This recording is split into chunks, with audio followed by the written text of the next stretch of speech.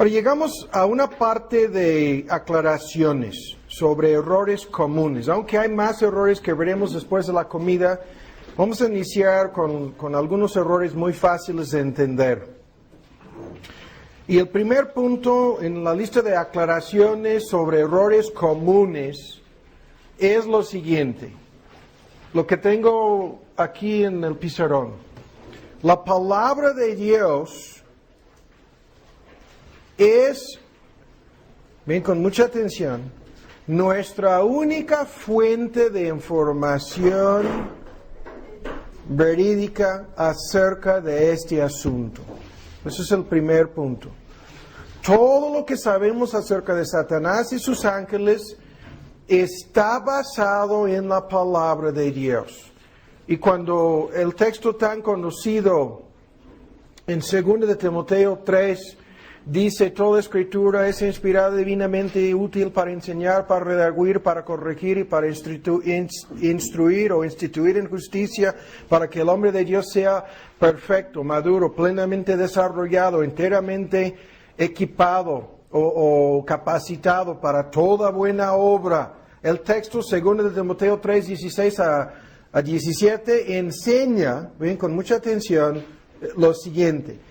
Todo lo que debemos saber, todo lo que es necesario entender acerca de nuestro tema, nos lo ha dicho Dios en su santa palabra.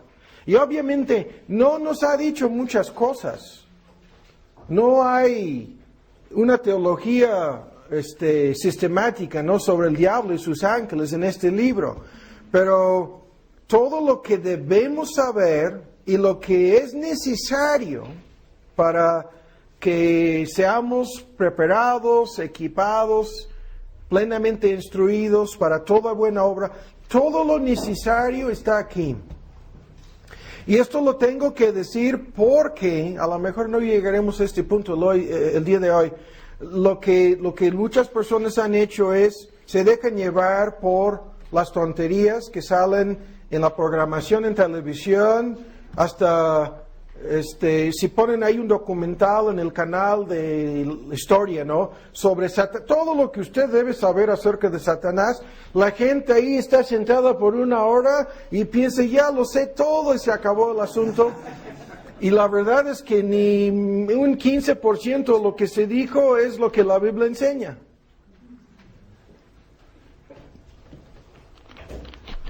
Y esto lo vuelvo a repetir. No debemos basar nuestras creencias en las tonterías que salen de Hollywood, ni menos debemos ni menos debemos permitir que seamos engañados por las tradiciones, las experiencias, los cuentos y las ideas carismáticas, como vamos a ver más adelante. Hay un montón de experiencias, un montón de tradiciones, un montón de mitos populares, un montón de especulaciones y cuentos que solamente sirven para engañar a los ingenuos. Todo lo que podemos saber acerca de este asunto se encuentra en este libro.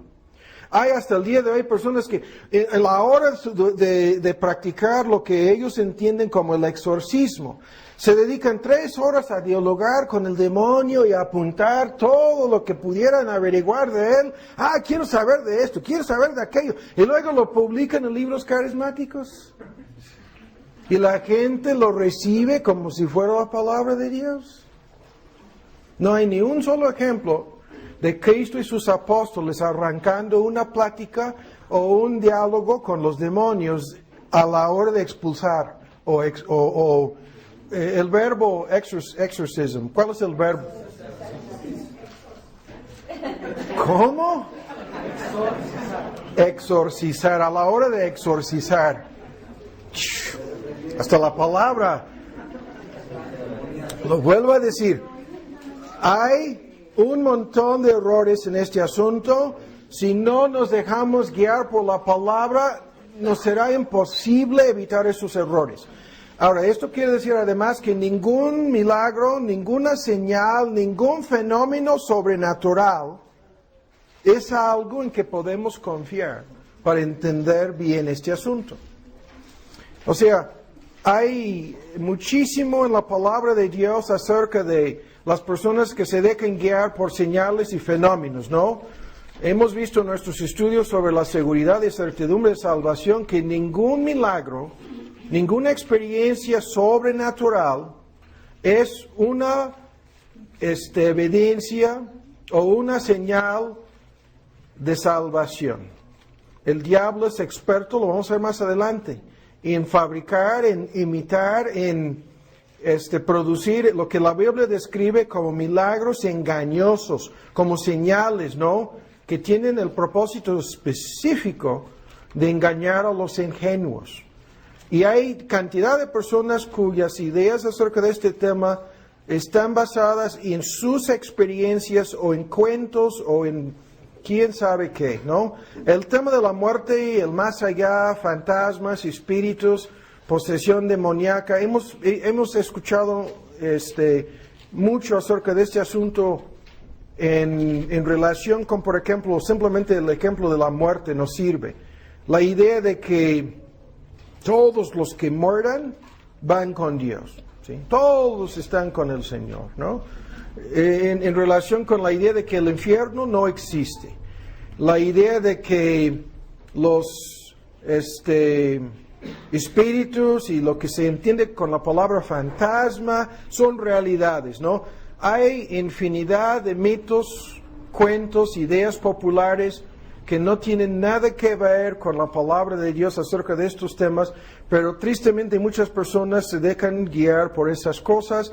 El texto que vimos el mes pasado, Colosenses 2:18, metiéndose en lo que no ha visto, ¿sí?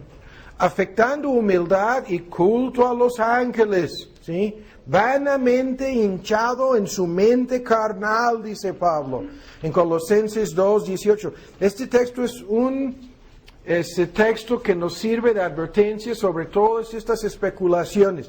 Y ahora, anticipando lo que va a suceder, escuchen, antes de que terminemos el día de hoy, no voy a decir cuántas personas, pero hay algunas personas sentadas aquí en esta tarde que saldrán de aquí no creyendo lo que vamos a ver acerca de este asunto en algunos puntos. Lo estoy dando por sentado. Porque para estas personas la palabra de Dios no tiene autoridad. O si choca con sus ideas preconcebidas y sus experiencias, entonces prefieren creer en sus experiencias. Ahora, el segundo error, el diablo no es omnipresente, omnipotente, ni omnisciente.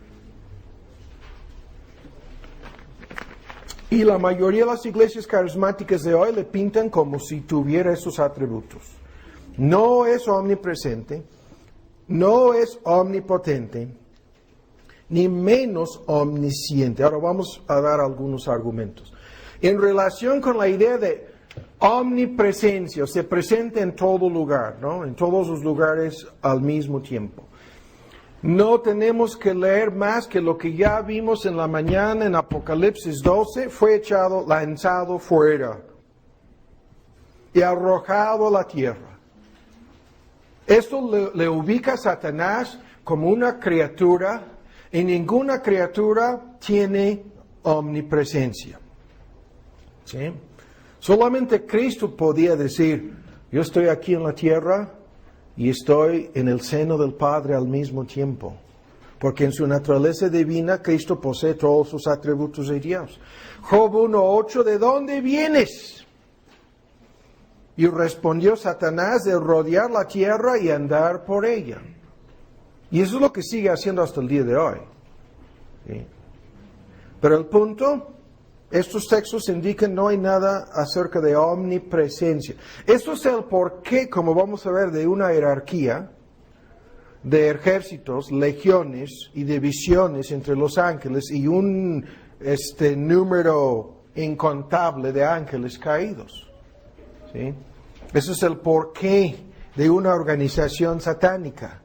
Si tuviera omnipresencia, no le haría falta la ayuda de nadie. ¿Sí? Pero depende de sus emisarios, depende de sus ángeles, depende de los reportes que le llevan. ¿sí? Ahora, en relación con la idea de omnisciencia, basta decir, o sea, un solo texto, ya termino con el argumento. Satanás y sus ángeles no saben cuándo regresará Cristo. Del día y la hora nadie sabe, ni aun los ángeles del cielo, sino mi Padre solo. Mateo 24:36, hablando de la hora de su segunda venida. Esto quiere decir que el futuro, incluyendo la palabra omnisciencia, es todo conocimiento, incluyendo lo del futuro. El futuro le es desconocido. Y esto es uno de los puntos cruciales en la historia bíblica. Satanás se dedica a tratar de anticipar las cosas,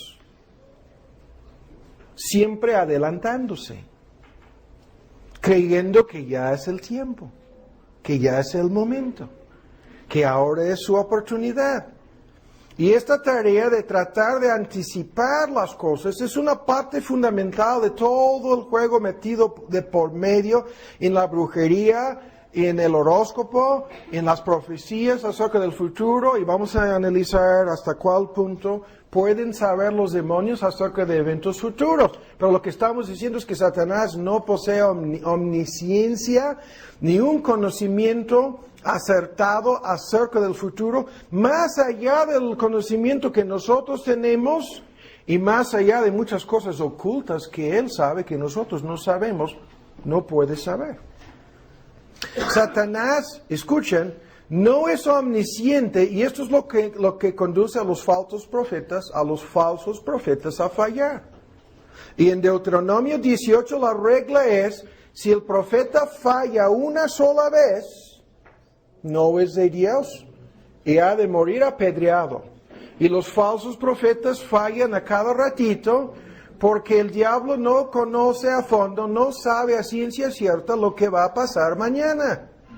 Y este fenómeno en Deuteronomio 18 a 22, el espíritu de adivinación que pretenden tener estos profetas es falible y falla. ¿Por qué? Porque el diablo no es omnisciente. Él puede pronosticar como tú y yo. Y si tiene información acerca de si va a subir o bajar la bolsa mañana, como algunos políticos y inversionistas también lo tienen, parecen ser a veces genios, personas capaces de profetizar el futuro, ¿no? De saber lo que sucederá mañana. Pero en el libro de los Hechos tenemos el fenómeno de esta mujer con un espíritu de adivinación. Hechos 16 y 16 es el texto. Pero lo vuelvo a decir, este espíritu de adivinación se refiere a un demonio que le ayudaba a pronosticar, a profetizar, ¿no? Y lo vuelvo a decir, ese espíritu falla cada ratito. Si no fallaran, ¿sí? Entonces esto de la bolsa y esto del juego y esto de los deportes y esto de lo político y pongan los ejemplos y esto de negocios, ¿sí? Podrían tener la mano de oro, ¿no? Para siempre apostar y siempre dar en el blanco y siempre, si alguien dice tener ese don, quiero platicar con esa persona terminando el día.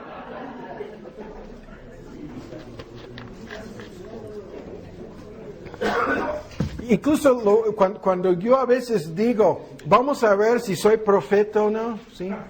Algunas personas piensan que soy profeta, porque solamente saben de mis pronósticos que no fallaron, ¿sí? Que tienen que ver con deportes y cosas políticas. Pero otros saben de mis pronósticos, especialmente en los deportes, que a veces fallan, ¿sí? Mi equipo ha llegado 6 veces al Supertazón en los últimos 20 años. 6 veces. Tuve razón. Pero ganaron solamente 2 de esos partidos.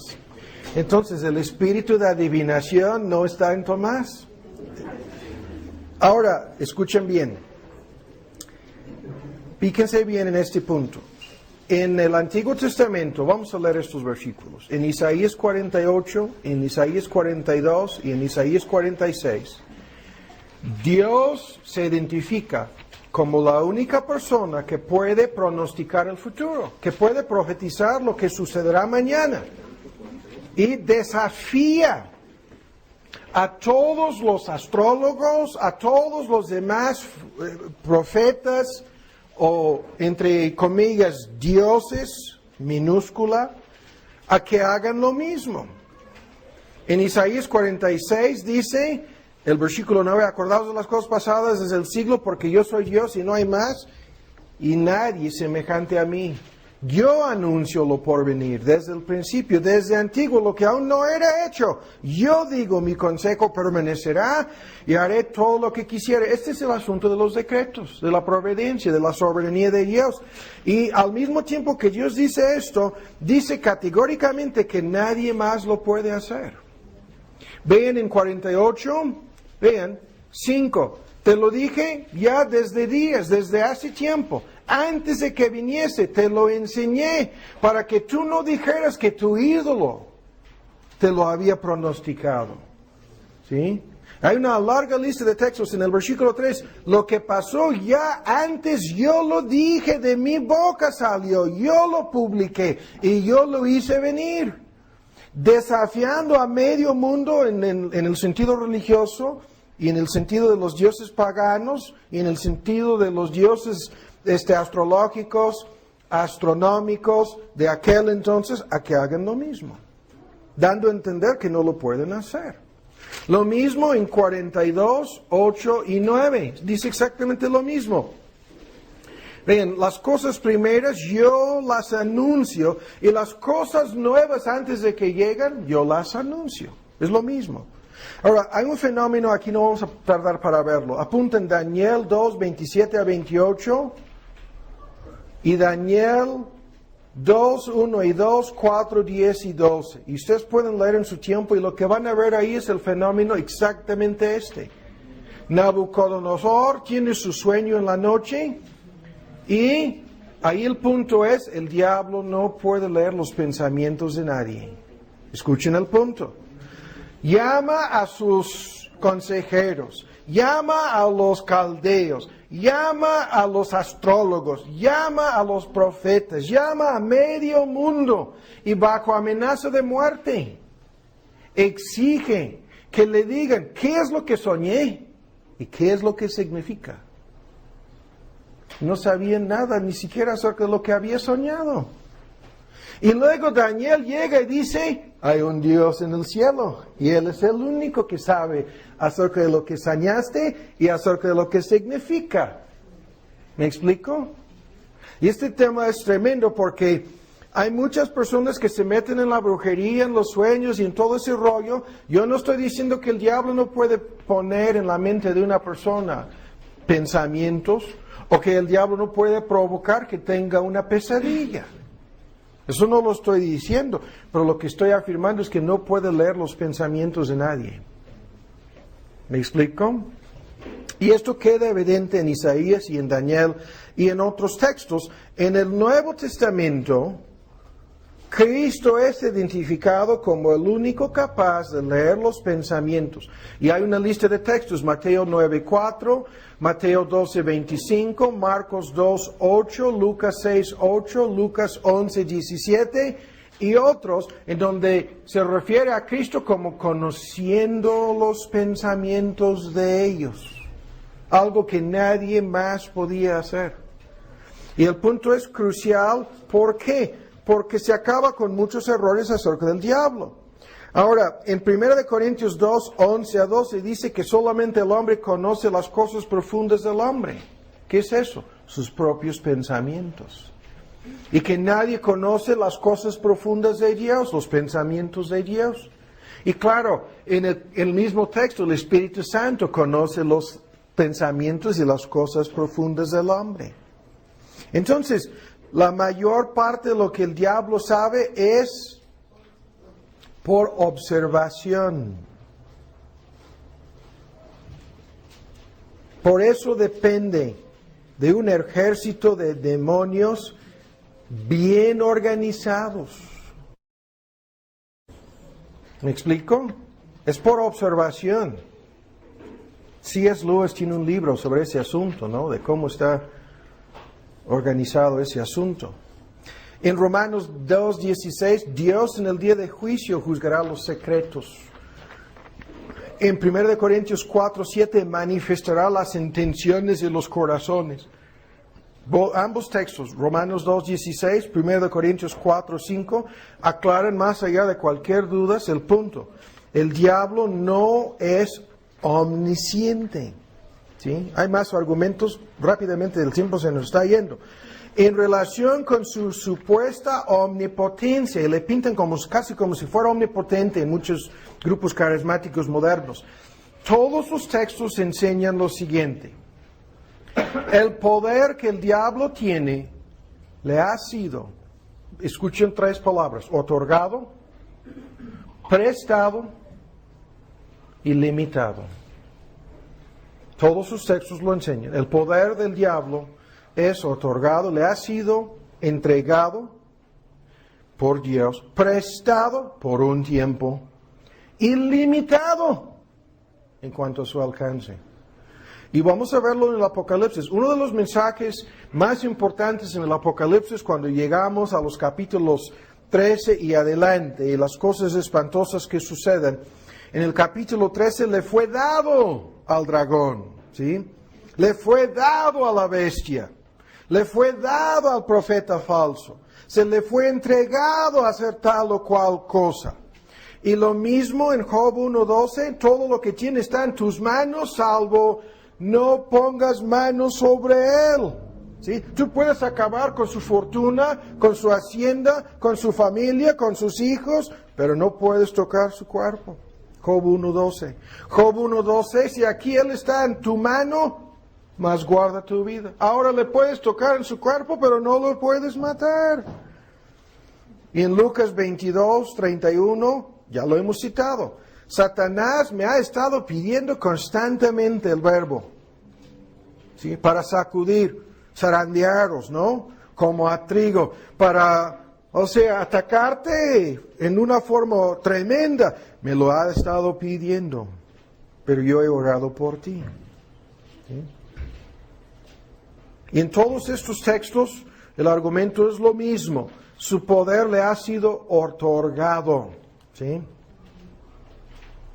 Y aún este argumento en Lucas, a ti te daré toda esta potestad y la gloria de los reinos de la tierra, porque a mí me ha sido entregado. Y a quien quiero, se la doy. ¿Qué es esto? Lo mismo. Supongamos que fuera cierto lo que dijo Cristo en la tentación de nuestro Señor Jesús.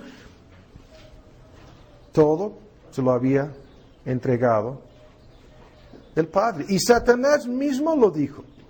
¿Sí? A mí me ha sido entregado. Entonces no es omnipotente. Ahora el siguiente error, hemos comenzado con, hay que fijarnos en la palabra de Dios, hay que descartar las ideas de un demonio omnipresente, omnisciente, etc. Ahora vean, el próximo error, no debemos caer en el error más común, conocido como el dualismo. ¿Qué quiere decir esto?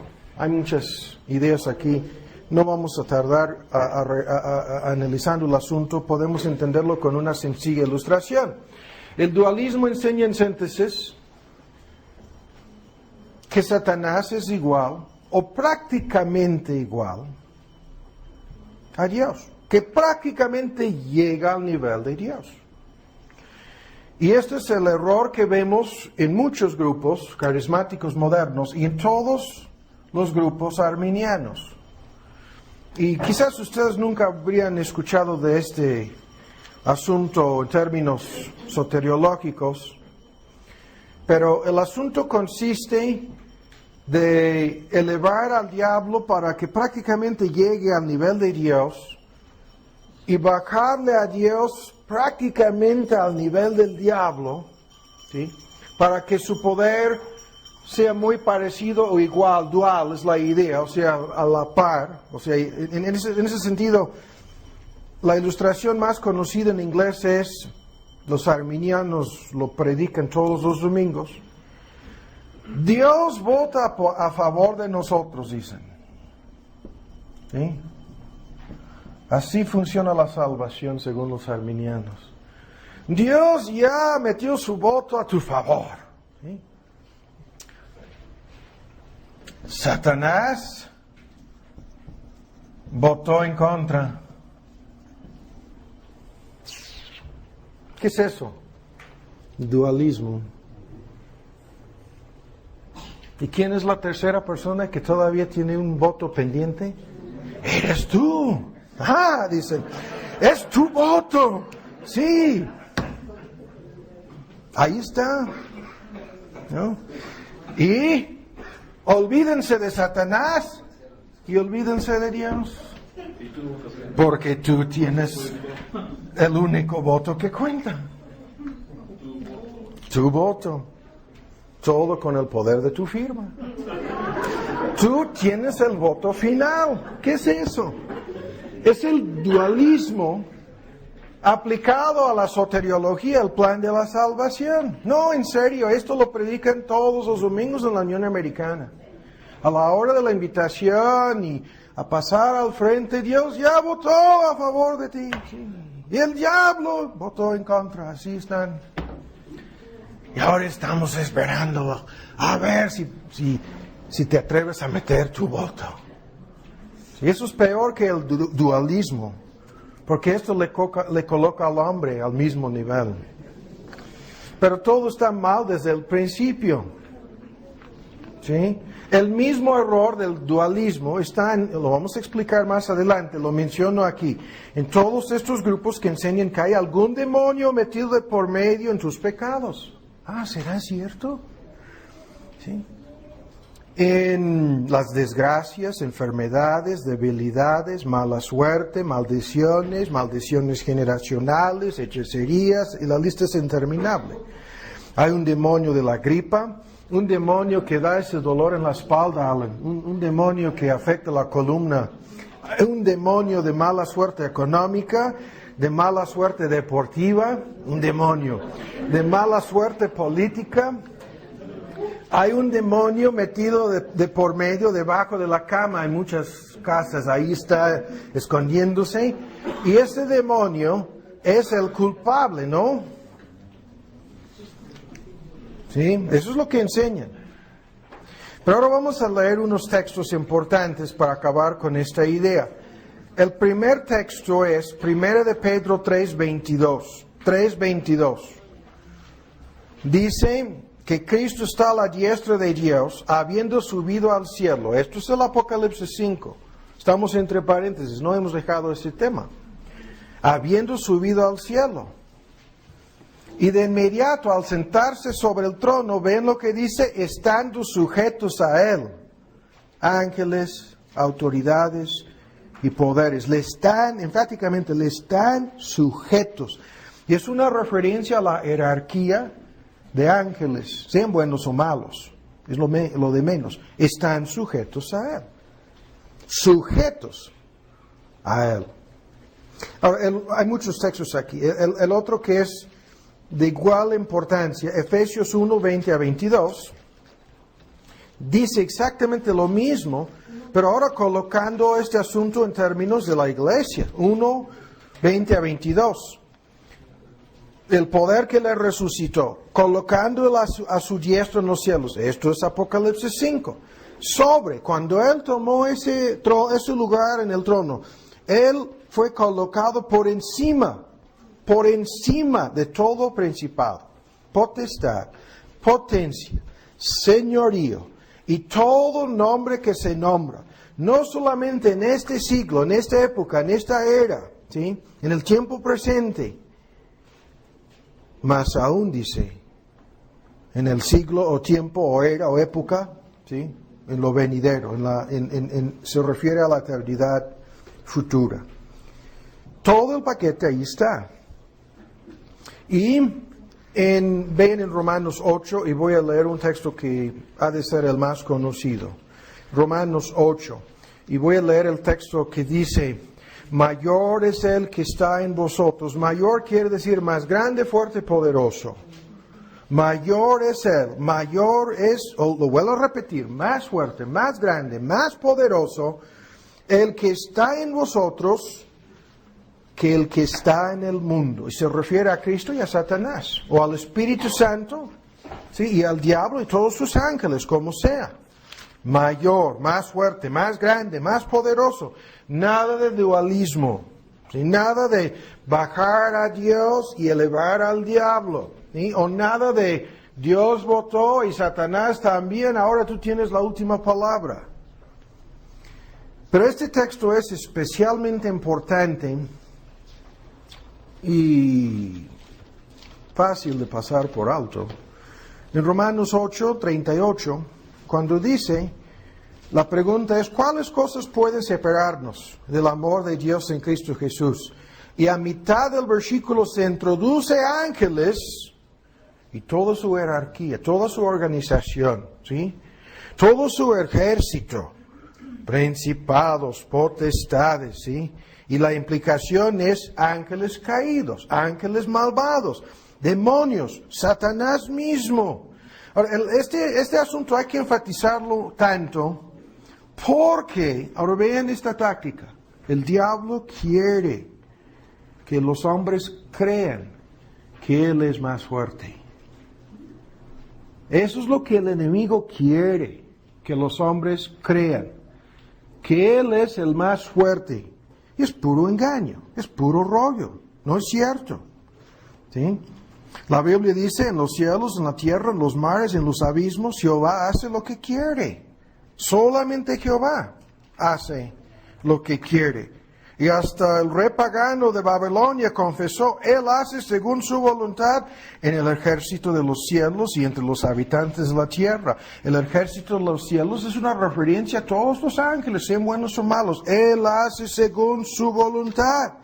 Y no hay quien detenga su mano ni le diga, ¿qué haces? Daniel 4, 35. Todos los versículos que hablan de la soberanía de Dios aclaran este asunto. Pero estos grupos hoy día en su mayor parte hablan del diablo como si él fuera el verdadero soberano. Ahora, el siguiente error tiene que ver con las tentaciones, aunque si no se nos acaba el tiempo el día de hoy vamos a dar un análisis de estas tentaciones. Pero por el momento, Santiago 1. Muchos creen que Satanás es la única fuente o causa de sus tentaciones. O peor el asunto, los grupos que practican las ceremonias o cultos, los cultos de liberación, esto lo vamos a analizar también el día de hoy para ver los errores, es exactamente lo mismo. Cualquier tentación, pecado, adicción, vicio, enfermedad, debilidad, lo que sea, el diablo está metido de por medio, dicen. Esto lo vamos a analizar.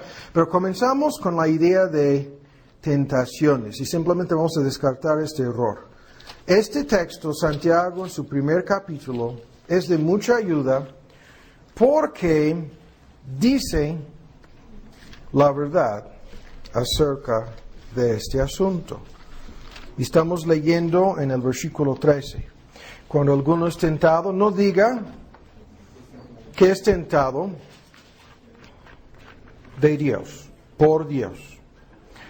Porque Dios no puede ser tentado de los malos, ni Él tienta a alguno. Ahora hay mucha confusión aquí. Escuchen bien la aclaración. La palabra tentado en el griego se utiliza en dos formas en el Nuevo Testamento. Una de las formas significa probado y la otra forma tentado. Y el contexto indica el significado. No hay duda alguna de que los creyentes son probados por Dios. Sí, pero esto es para que veamos nuestros defectos, deficiencias y faltas. La idea aquí es tentados a pecar, tentados hacia el mal, ¿sí? Y el mismo Padre nuestro, ¿no? nos enseña a pedirle a Dios a que nos guarde de todas estas tentaciones, y el texto dice que no está metido de por medio Dios en el asunto. Pero muchos suponen que el diablo lo es. Y lo vuelvo a repetir, veremos más adelante los límites en esto. Es algo muy sencillo y muy importante. Pero la palabra de Dios dice que cada uno es tentado cuando de su propia concupiscencia, y hay una fórmula, es atraído y después seducido y por fin vencido. ¿Sí? Y el texto es importantísimo porque al descartar actividad divina en el asunto, ni siquiera se menciona el diablo. Ni siquiera se menciona. Más adelante veremos el porqué de esto. Pero la fórmula aquí es, estos son los 3 pasos involucrados en cada tentación a pecar. Primero,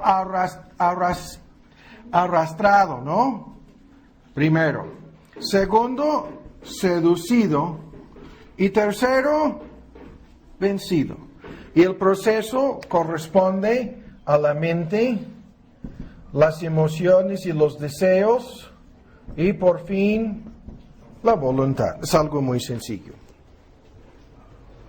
Y el argumento, que hay un proceso de seducción, de atracción, que tiene el fin de arrastrar nuestros pensamientos, de lograr que pensemos en el pecado.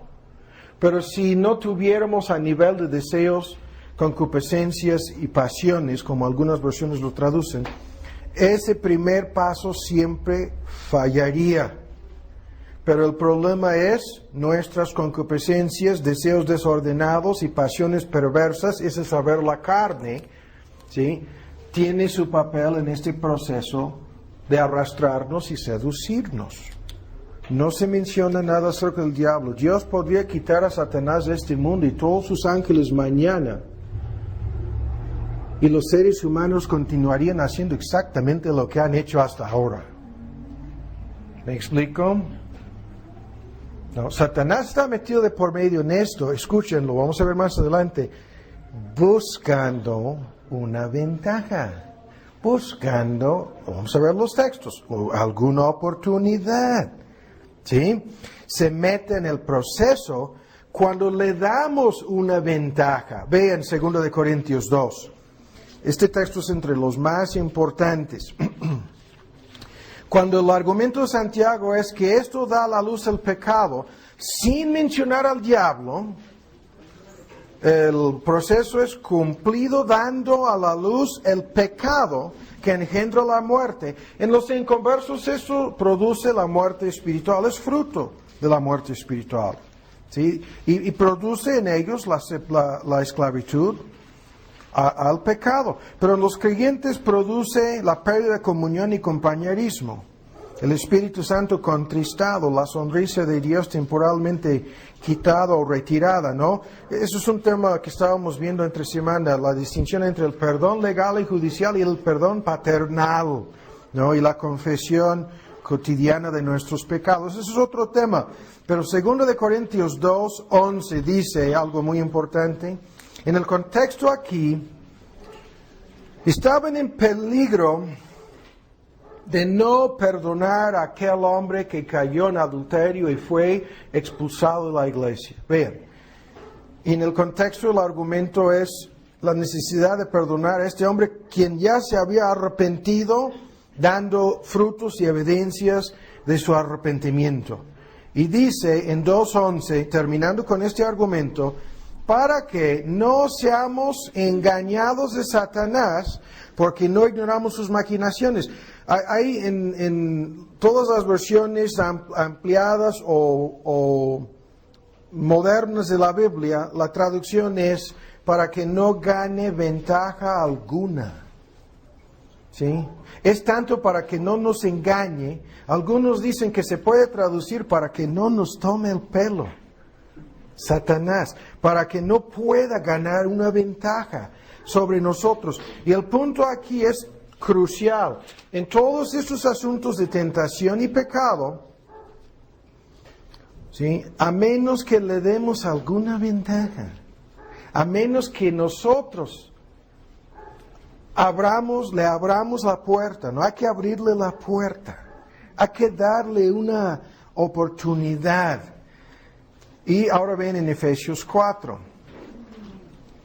Este mismo argumento se repite aquí en una forma muy fuerte. Efesios 4, 26 y 27 dice: airaos, tú puedes enojarte y no pecar. No todo enojo es pecaminoso. Lo pongamos a un lado. Cristo mismo se enojó y nunca pecó.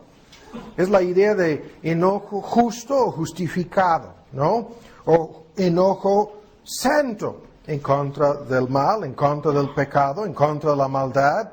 Hay un enojo justo, santo y bueno, ¿sí? Hasta Cristo entró a azotar a los que cambiaban el dinero en el templo y no pecó.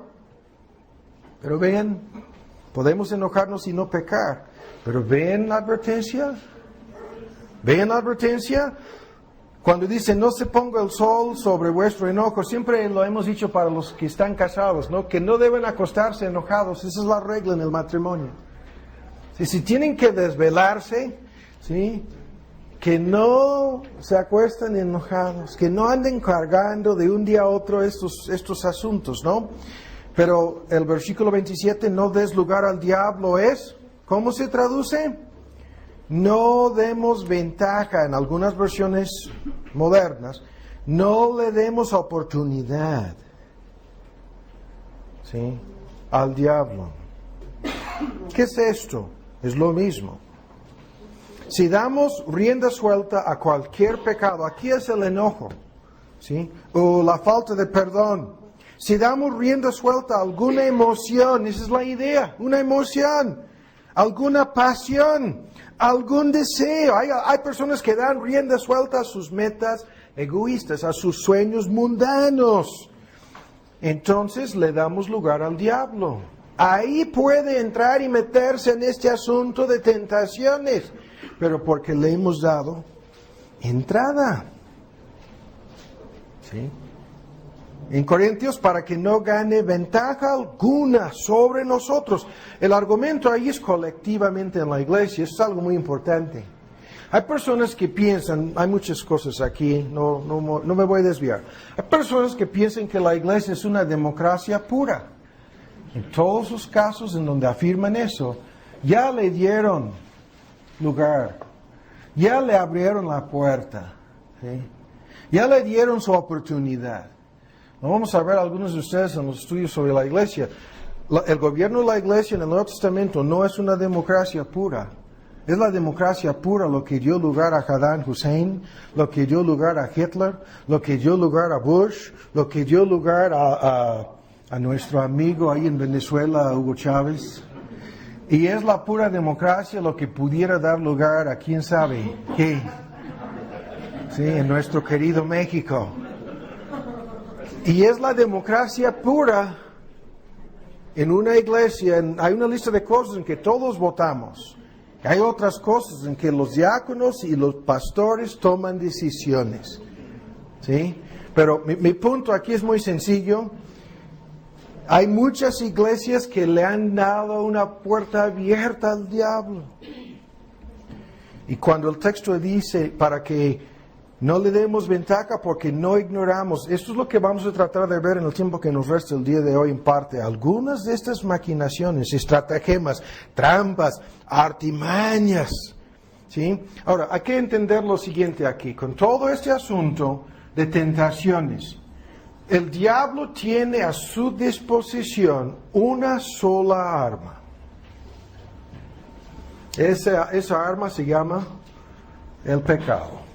Claro, si el tiempo lo permite, veremos su uso del mundo en su triple manifestación, pero es lo mismo, ¿sí? Soberbia, concupiscencias. La única arma que Satanás tiene a su disposición, que le sirve en este asunto de tentarnos, es nuestro pecado. ¿Sí? Ya sean pecados de omisión o comisión, o incluyendo pecados de ignorancia, como vamos a ver. Pecados en donde no sabemos o ignoramos lo que deberíamos haber entendido. O al no vestirnos de toda la armadura de Dios. Es lo mismo. Pecado. El pecado es lo que le sirve al diablo en este asunto. Y eso es lo que utilizó en el jardín de Edén y es lo que sigue utilizando hasta el día de hoy. ¿No? El pecado. Y por lo tanto, si ese pecado es nuestro, como el ejemplo más conocido, se le acercó a nuestro Señor Jesús, ya hemos citado el texto y Cristo dijo, el enemigo viene y no tiene nada en mí. No tiene nada conmigo, es que no hay nada en mí, no encuentra nada en mi naturaleza que le pueda servir para realmente tentar, seducir, engañar o atrapar o menos vencerme, ¿no? No hay nada en mí. No encuentra nada a su favor, nada que le proporcione ayuda, ventaja, puerta abierta o algo por el estilo. Pero en nuestro caso el asunto no es así. Y si se nos acaba el tiempo, nos ha estudiado cuidadosamente. Nos conoce mejor que cualquier persona sobre la faz de la tierra, salvo Dios. ¿Sí? Sabe de nuestras debilidades, sabe de nuestras inclinaciones, sabe de todos sus pecados que no han sido mortificados y está burlándose y jugando con nosotros al ponernos trampas. ¿Sí? Pero todos esos que dicen, no, comí demasiado, es el diablo de la glotonería. No, es tu propio cuerpo, es tu carne, estás pasado de peso, ya te acostumbraste a comer demasiado, ¿desde cuándo? Tú sabes, no es el demonio. Sí, aunque él pudiera tener la plena intención de darte un caso severo de diabetes o un ataque cardíaco, lo que sea, una embolia, entonces pudiera estar metido de por medio. ¿Sí? Pero si tu carne no te inclinara a comer demasiado, ¿sí? El diablo no tendría nada que hacer, ni decir en el asunto. ¿Cuándo vamos a comer, Moisés? Ya no. ¿Vamos a ayunar? ¿Sí? Vamos. Y con esta lista vamos a ocuparnos el resto del día para ver si al final no podemos ver sus ataques dentro y fuera de la iglesia, ¿no? Pero 1 de Juan 5:19.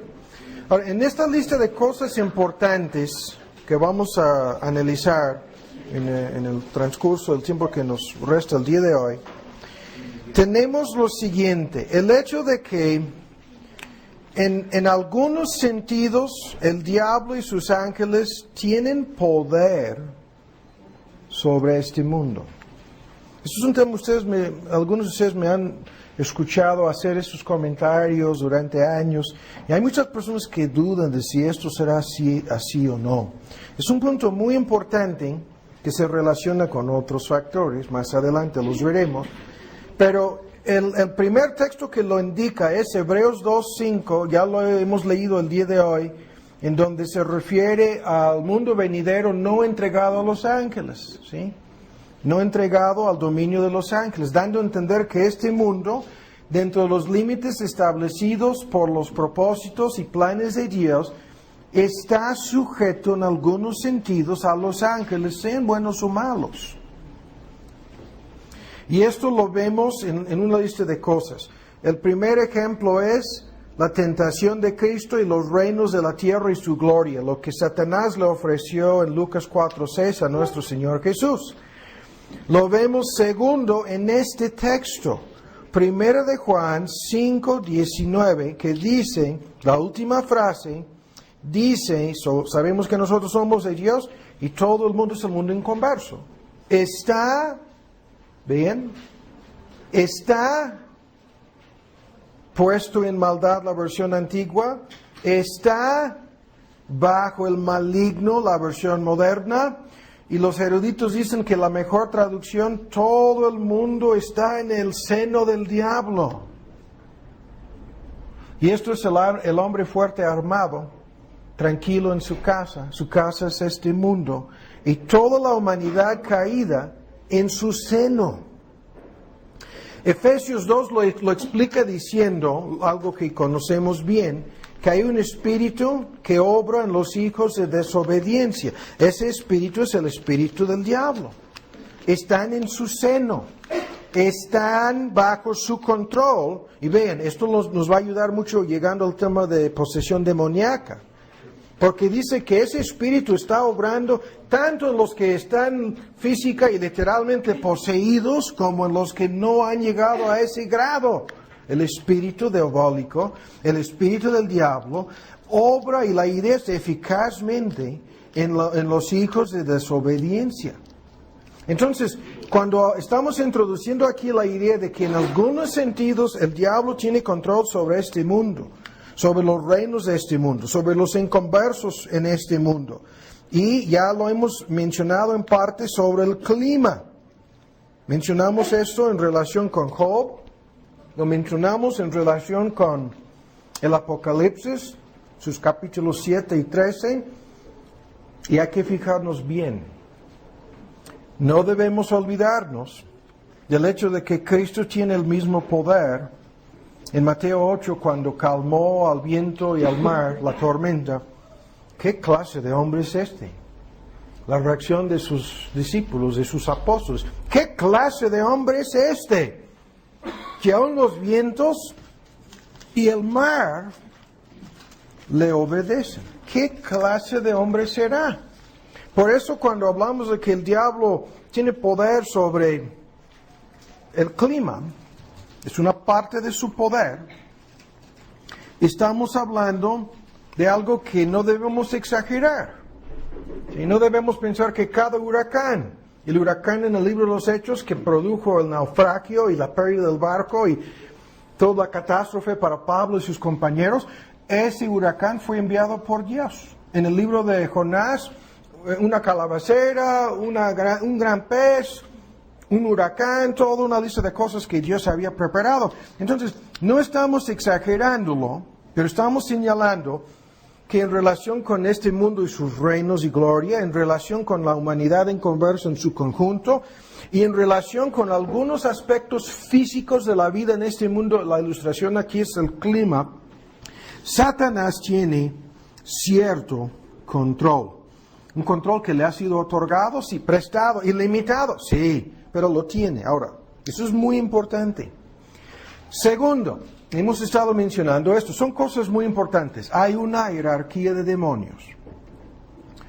La palabra jerarquía quiere decir algo muy sencillo, que los demonios se encuentran bien organizados en lo que podríamos llamar órdenes o rangos, en donde tienen diferentes niveles de poder y autoridad. Es como la estructura organizacional en cualquier empresa grande o en el gobierno o en el mismo ejército, ¿sí?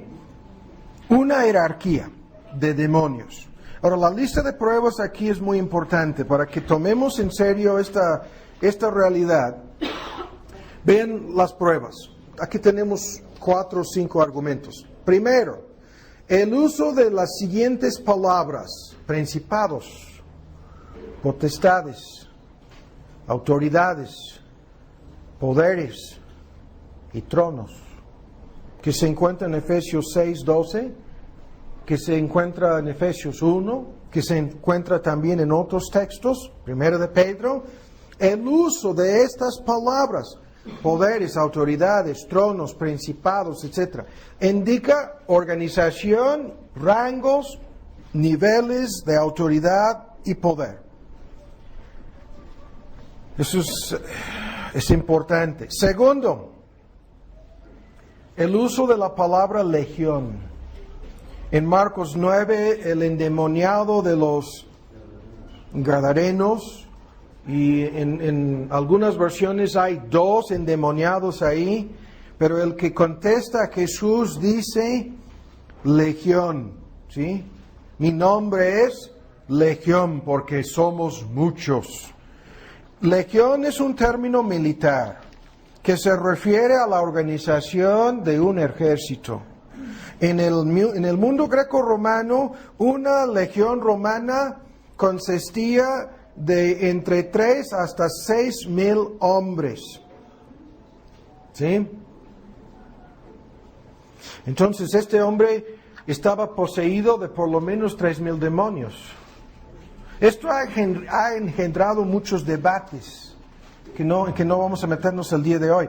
Basta señalar esta realidad, estamos hablando de una jerarquía, con lo que sucedió con nuestro Señor Jesús en el jardín de Getsemaní. Ya quiero decir todo en inglés, garden. Mateo 26:53 es el texto, 26:53, y Cristo dijo a Simón y a los demás que estaban ahí desesperados porque llegaron los soldados romanos, ¿no? Le preguntó, ¿no crees que yo puedo invocar a mi Padre y me dará instantáneamente, escuchan, 12 legiones de ángeles? Y estos serían necesariamente ángeles elegidos, ángeles buenos, los que pasaron la prueba. Y cuando la palabra elegidos es de pura gracia, que fueron preservados y que no cayeron con los demás. Pero vean, si multiplicamos 12 por 3,000, serían 36,000 ángeles. Y han hecho cálculos, hasta llegan a veces los cálculos de 2 o 3,000 soldados que llegaron al jardín de Getsemaní, dependiendo, ¿no?, de las divisiones y el tamaño de cada grupo. Pero si fueran 6,000, entonces 72,000 ángeles habrían llegado hacia el instante, o sea, para hacer que los demás fueran nada, frente a un solo ángel, menos 72,000.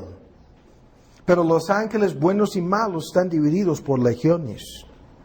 El tercer punto acerca de una jerarquía es este fenómeno en Daniel 10, y tenemos que volver a leerlo. Lo vimos creo que el mes pasado, en donde Daniel estaba orando, no llegó la respuesta, y por fin, cuando está hablando con el ángel que fue enviado, estamos en Daniel, en su capítulo 10, y estamos leyendo, y esto es Gabriel, si no me equivoco, dice, Daniel, no temas, 10:12. Desde el primer día que diste tu corazón entender y afligirte en la presencia de tu Dios, fueron oídas tus palabras, y a causa de tus palabras yo he venido.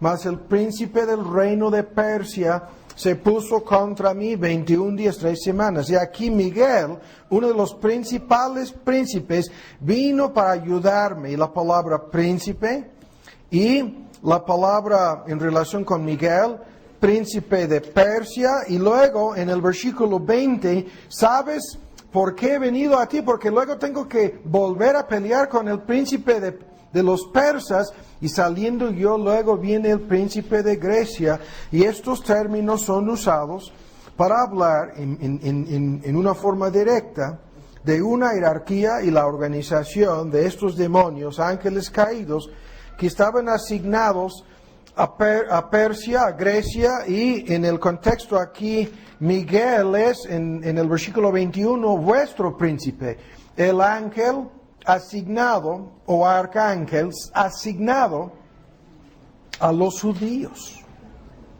el príncipe de los ángeles asignados al pueblo judío.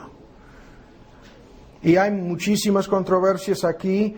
De este texto han sacado los grupos carismáticos su idea de demonios y ángeles asignados a ciertos pueblos o territorios de estos textos. Y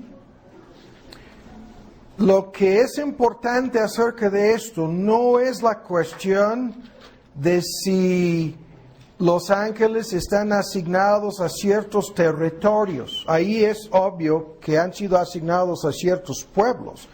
Vimos el mes pasado estos 4 ángeles en el río, y el nombre no lo puedo decir. Éufrates. ¿Sí? Euphrates. ¿Sí? Éufrates. Euphrates. Ustedes lo están diciendo mal, yo lo estoy diciendo bien. Es Apocalipsis 9:14. Y vimos 4 ángeles que, mientras que han estado ahí las tropas norteamericanas, nunca los han visto. Pero ahí están, ¿sí? Ahí están, en ese río. Algunos de sus unidades, incluso tanques grandísimos, han caído en el río, y y se han escapado, ¿no? No han muerto ahogados algunos soldados y no han dicho nada acerca de esos ángeles que ahí están atados. Están dentro del río.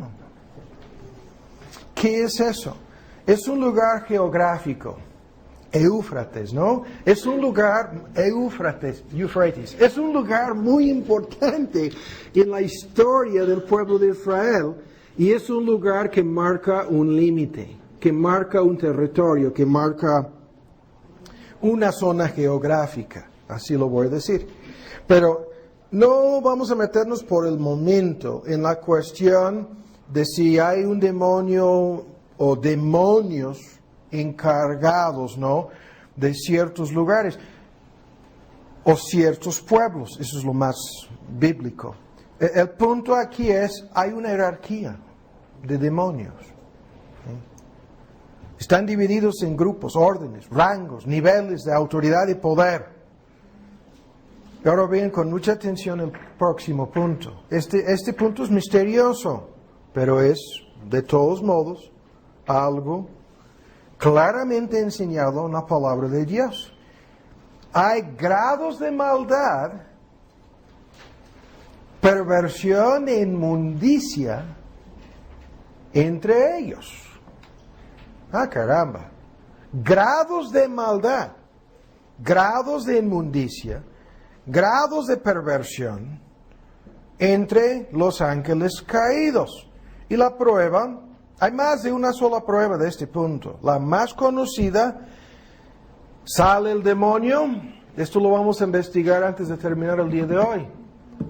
Sí, el punto es muy sencillo, exorcismo o no, si las personas no son convertidas a Cristo, de nada servirá. Ese es el punto.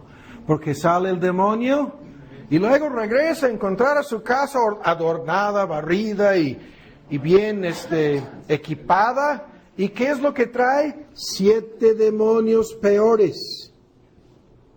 7 espíritus peores. Mateo 12:45 es el texto. ¿Sí? El demonio sale, pero la persona no es convertida. Entonces, al ver que su habitación se quedó ahí vacía, se le ocurre regresar, pero ahora con 7 demonios peores. ¿Qué es esto? Demonios peores. Grados de maldad, grados de perversión, grados de inmundicia. Y este fenómeno también se manifiesta en todos los casos de personas endemoniadas. Hay un demonio que deja a la mujer 18 años encorvada. 18 años, dice. Y hay otro demonio que le conduce a cortar su cuerpo, ¿sí?, a romper sus cadenas, a matar a las personas que pasan cerca de ahí y a gritar de día y de noche. Tenía este fenómeno del hermano que ustedes no conocen ahí en Playa del Carmen, que sufría de...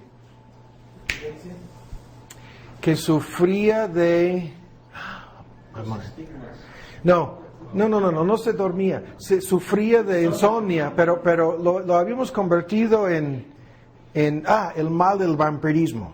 Tenía el mal de los vampiros, no podía dormirse. Ese endemoniado tenía el mismo insomnio, es la palabra correcta.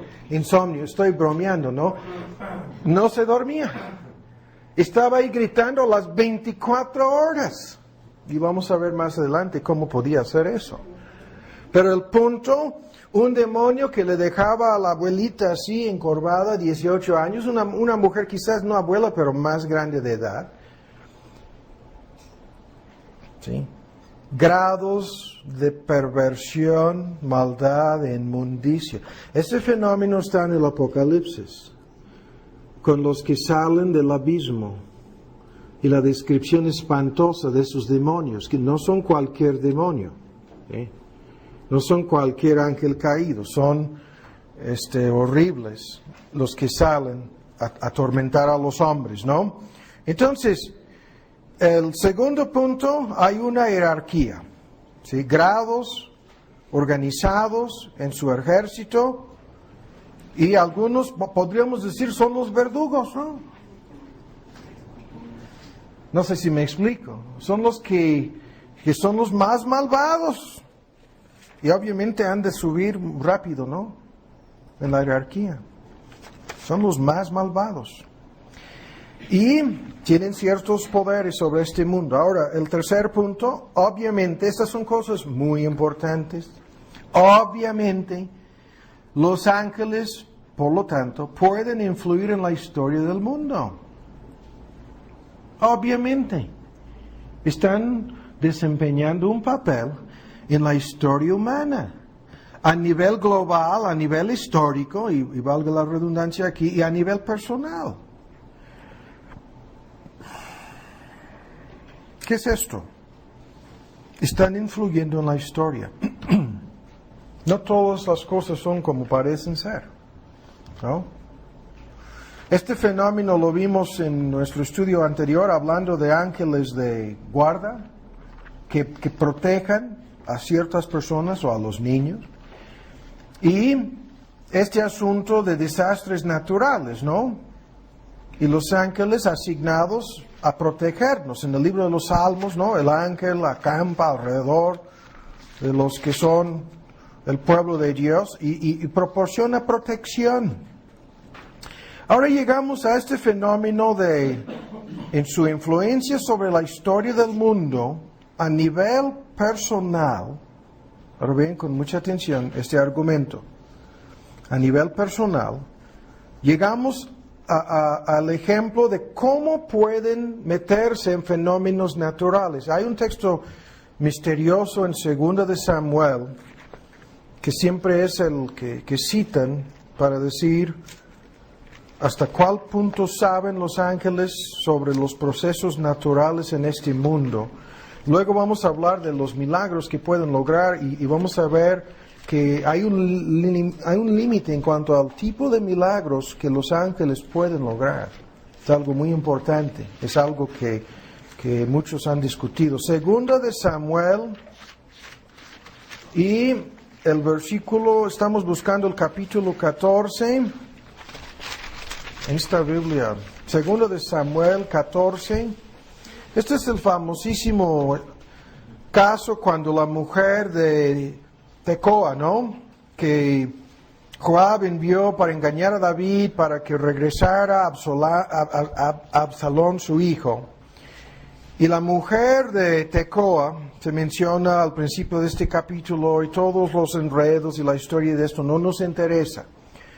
Lo que nos interesa es el comentario que esta mujer hizo a David sobre los ángeles. En el versículo 20 dice: mi Señor es sabio, a mitad del versículo, hablando directamente a David, conforme a la sabiduría de un ángel. Y vimos que Satanás fue creado con la plenitud de sabiduría, ¿sí? Y dice para conocer, y las versiones modernas ponen todo lo que hay en la tierra. Esto no es omnisciencia.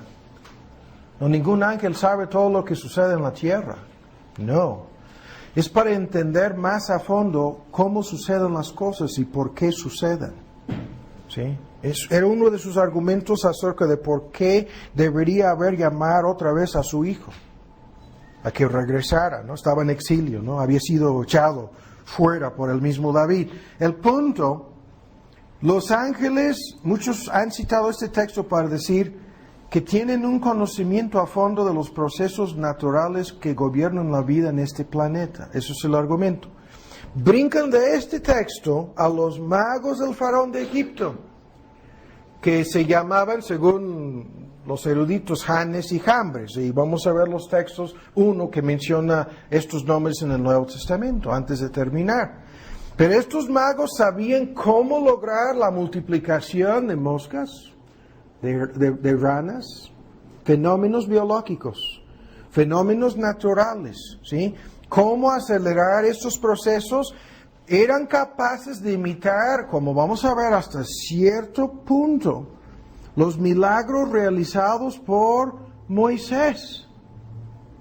Y así engañaron al faraón de Egipto. Ahora, ¿cuál es el punto?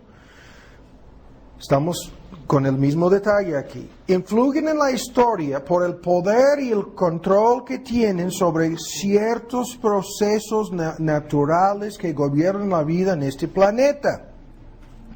Ahora, hemos dicho muchas veces que pueden acelerar el proceso de sanidad, o para decirlo en otra forma, pueden sanar. Pero hablamos aquí de acelerar procesos naturales. Vemos a Cristo haciendo cosas que son milagros de creación. Vemos a los ángeles manipulando procesos preexistentes. Y los ejemplos aquí son muy importantes. El más conocido en donde indica que un ángel puede influir sobre los procesos biológicos en el cuerpo humano es Lucas 22 y el ángel que se le apareció a Cristo en el jardín de Getsemaní para fortalecer su cuerpo. ¿Cómo sucedió eso? Estaba sudando en el contexto grandes gotas de sangre. Estaba al punto, muchos eruditos médicos dicen que al punto de entrar en un estado de shock físicamente hablando. Y el ángel se le apareció para hacer algo en su cuerpo, fortaleciendo físicamente su cuerpo. Ahora, el único texto que vamos a ver aquí, que es también muy misterioso, sobre su intervención en los procesos de sanidad, es Juan 5, el Evangelio según Juan, en su capítulo 5. Ahora, muchos dicen, no, ¿por qué tiene importancia esto? Tiene mucha importancia, como vamos a ver.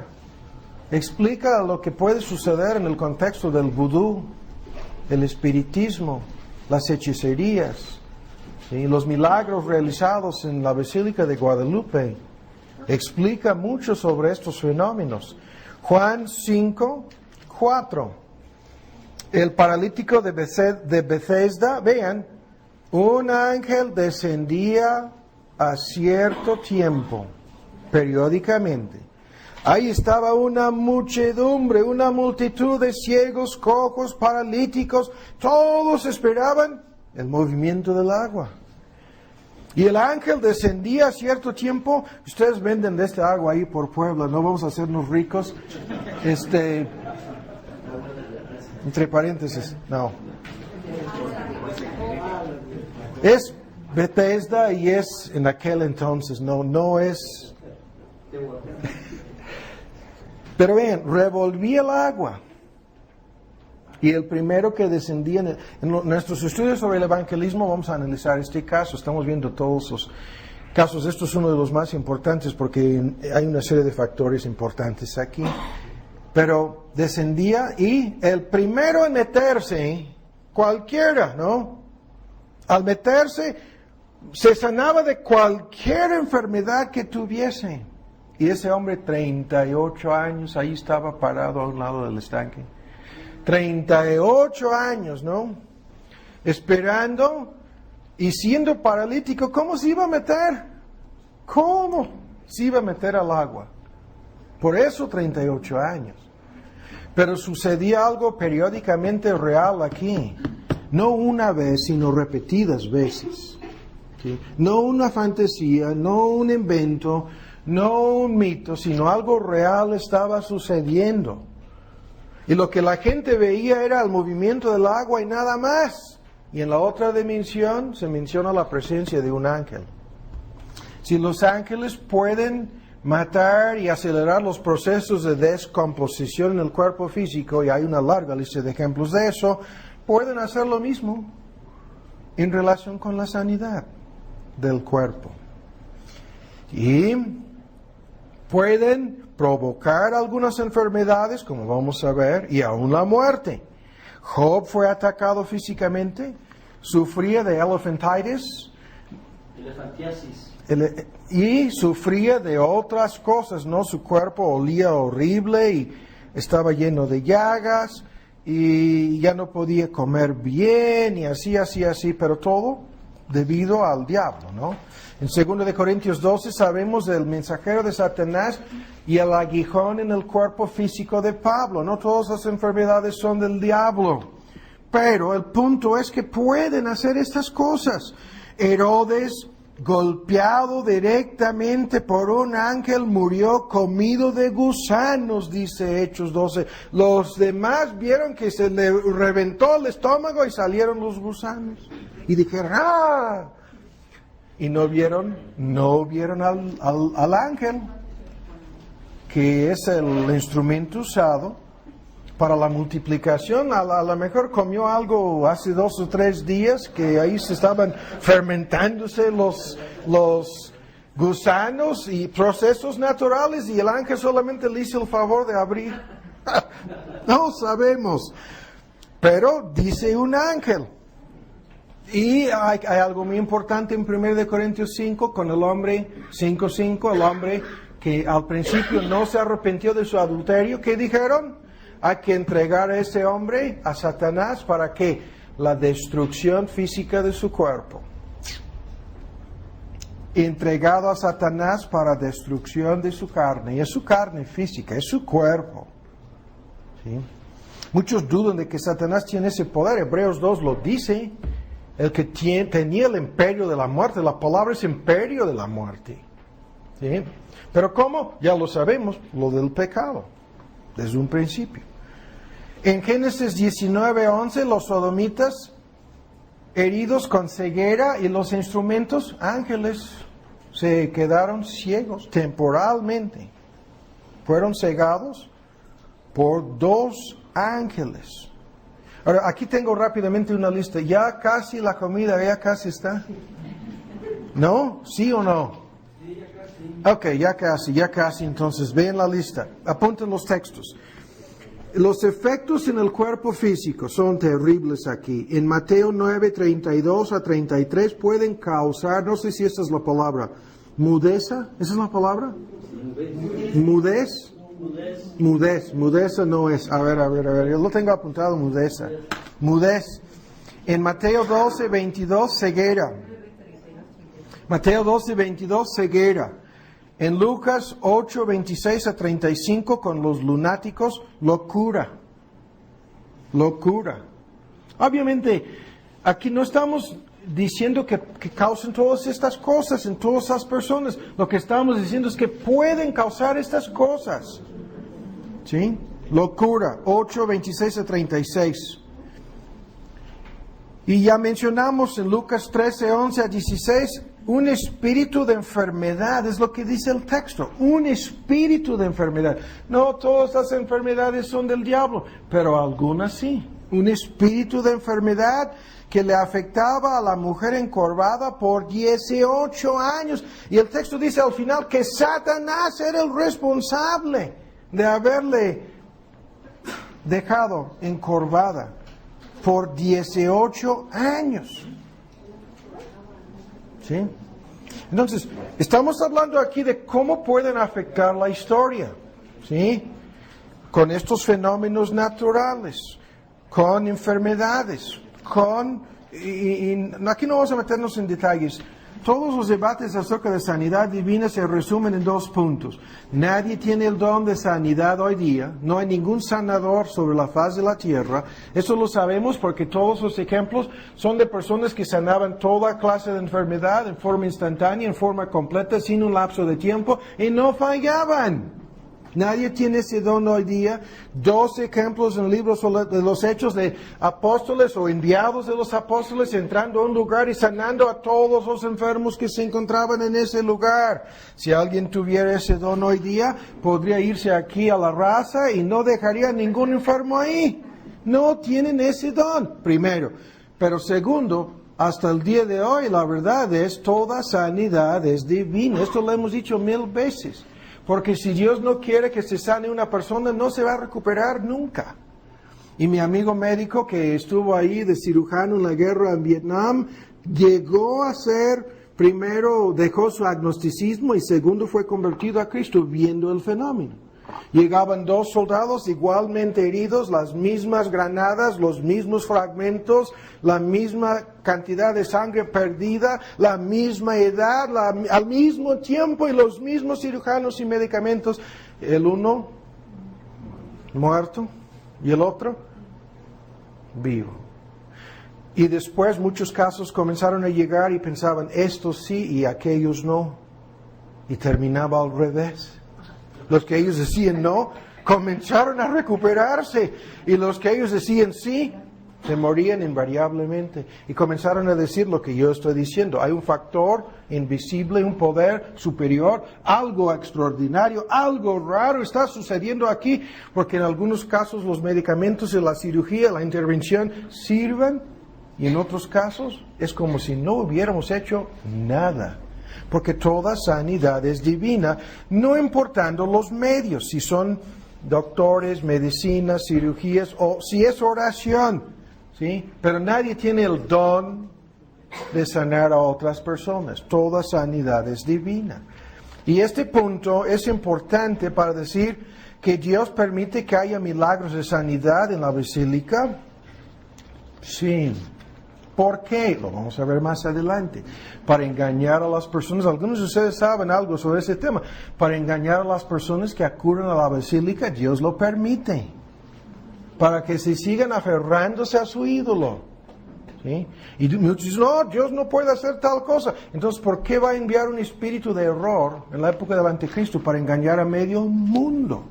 Para que sean engañados y perecen en sus pecados aquellos que no recibieron el amor de la verdad para ser salvos. Es lo mismo, para que sean engañados, reprobados. Pero, esto es aparte. Estamos simplemente diciendo aquí que en raras ocasiones algún ángel está involucrado. Pudiera ser más seguido de lo que sabemos, no lo sabemos. Pudiera estar ahí guiando la mano del cirujano. Pudiera estar ahí a un lado de los que le presten primeros auxilios, ¿no? Después del accidente. El ángel, ¿no? Cuidando a un santo de Dios, a un creyente, para que no se muera en este momento. Y un demonio ahí pidiéndole a Dios permiso para matarlo. No sabemos. Pero, el próximo punto, ya vamos a comer. Ahora, el próximo punto, ya no quieren comer, ya se les fue el apetito. Esto se pone esto no es la parte más interesante, se pone más interesante, van a ver. El próximo punto, su intervención en la historia de este mundo incluye, escuchen ahora, en las guerras y las campañas militares. Los ángeles están íntimos. Ok, esto es el punto final para el receso. En las guerras y campañas militares están presentes ángeles, tanto buenos como malos. Y las pruebas, ya sabemos, de Segunda de Reyes, cuando estaban rodeados, ¿no? El rey de Asiria mandó a matar al profeta y su mozo, y estaban rodeados del enemigo y atrapados en Dotán, y estaba sacudido y temblando el mozo, y Eliseo, ¿no? Eliseo oró para que Dios abriera los ojos del mozo. Y el mozo vio las partes altas, las montañas y las colinas, todo lleno de un ejército de ángeles buenos. Y dijo, son más los que están con nosotros. Y no solamente estaban ahí ángeles, sino estaban armados hasta los dientes, con carros de fuego, con armamentos, con todo un ejército y su equipo. Y dijo, son más los que están con nosotros que los que están con ellos, ¿no?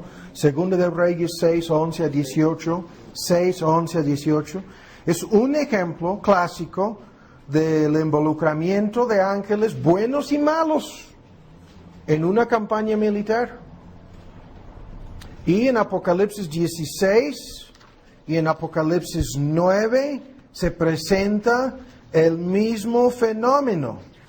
En Apocalipsis 16 hay una guerra real y física que acaba con un 30% de la población del mundo. ¿Se acuerdan ustedes? Eso lo veremos más adelante. Mejor dicho, es 9. ¿Sí? Estaban preparados para matar un 30% de la población del mundo, una tercera parte de los hombres, Apocalipsis 9. Pero estaban preparados 4 ángeles y La descripción es espantosa. Y el único punto, se abre la cortina y el fenómeno físico real de ejércitos humanos, 200 millones de hombres. Y al otro lado de la cortina, ángeles están involucrados en el asunto. Y en Apocalipsis 16 son los espíritus de demonios haciendo señales los que salen a los reyes de la tierra y a todo el mundo para congregarlos para la batalla del gran día del Dios Todopoderoso. Y ahí están los ángeles invocando a los hombres y sus ejércitos a acudir a la guerra. Apocalipsis 16, 14, 15. El último punto aquí. ¿Ya vamos a comer? Okay. Este fenómeno de ángeles involucrados en guerras es algo bien conocido en el siglo XX. Yo supongo a lo largo de la historia del cristianismo ha sido bien conocido el fenómeno de los salmos del guerrero. Son estos salmos en donde el soldado está invocando a Dios para que Dios le ayude en medio de la guerra. Y pidiéndole a Dios apoyo, pidiéndole a Dios la capacidad física, pidiéndole a Dios que Él intervenga a detener a sus enemigos. Y entre las tantas controversias acerca de los salmos de guerra, 58, 59, 69 del libro de los Salmos, y hay libros completos que analizan el fenómeno. Algunos de ustedes, si vieron la película Salvando al Sargento Ryan, el francotirador estaba citando de principio a fin textos del libro de los Salmos, pidiéndole a Dios que le ayudara con su ángel a apuntar y a matar al enemigo, y apelando a su justicia, a su santidad, a sus planes, a sus propósitos, pero es más de lo mismo. O sea, ¿cuántos soldados en medio de la guerra se han dado cuenta de una presencia sobrenatural, de una presencia espiritual, o para ayudar y protegerlos, o lo contrario, para efectuar su muerte? El mismo fenómeno de la flecha lanzada y misteriosamente al aventón, ¿no? Ahí va volando la flecha para dar exactamente en el lugar, en medio de las protecciones y el armamento que llevaba Acab. ¿Y quién guió la flecha? Dios puede obrar sino con medios. Esto lo vimos en el estudio anterior. Dios no depende de estos ángeles, no los necesita. Él puede obrar sino con medios. Y el gran misterio es que obra muchísimas veces con medios. Una parte del por qué pudiera ser lo siguiente. Hay muchas explicaciones acerca del por qué o respuestas posibles. Pero una parte pudiera ser para enfurecer más al diablo. Al derrotar al diablo con un ángel, que es otro de su raza. ¿Sí? No sé si me explico. Al enfrentar al jefe de los demonios con un pequeño o grande ejército de ángeles elegidos. Y al ver Satanás, estos que no se rebelaron conmigo, estos que no se pusieron de mi parte, estos que no me apoyaron, estos que permanecieron leales en su esclavitud a Jehová, es lo que él piensa, son esclavos de Jehová, dice. Ahora son enviados a derrotarme. Pudiera ser. Oremos.